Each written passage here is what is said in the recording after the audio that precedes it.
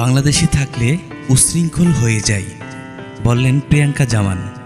বাংলাদেশের জনপ্রিয় অভিনেত্রী প্রিয়াঙ্কা জামান সম্প্রতি এক গণমাধ্যমে নিজের ব্যক্তিগত জীবন ও ভ্রমণ অভিজ্ঞতা নিয়ে খোলাখুলি কথা বলেছেন। তিনি বলেন, বাংলাদেশে থাকলে উচ্ছৃঙ্খল হয়ে যাই, বাইরে গেলে আবার একটু ডিসিপ্লিন শিখে আসি। নিজের বিদেশ ভ্রমণ সম্পর্কে অভিনেত্রী বলেন, মালয়েশিয়ায় গিয়েছি 21 বার, সিঙ্গাপুর 1 বার, অস্ট্রেলিয়া 1 বার, দক্ষিণ কোরিয়া 1 বার, ব্যাংকক 3 বার, চায়না 4 বার, দুবাই 5 বার। সব মিলিয়ে 11টি দেশ ঘুরেছি। অনেকবার শো করতে গেছি, আবার কখনো ঘুরতেও গিয়েছি।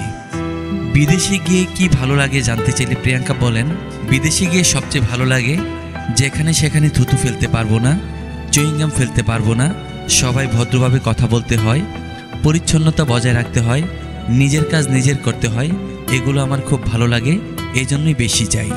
মধ্যপ্রাচ্যের দেশগুলো গিয়ে শেখদের কাছ থেকে প্রেমের প্রস্তাব পেয়েছেন কিনা এমন প্রশ্নের জবাবে প্রিয়াঙ্কা বলেন, প্রেমের প্রস্তাব অনেক পেয়েছি, কিন্তু কোনোদিনই আগ্রহ ছিল না। বাংলাদেশের ছেলেরা অনেক ভালো, তারা যাই করুক না করুক 4-5টা জায়গায় জায়গায় বিয়ে করে না।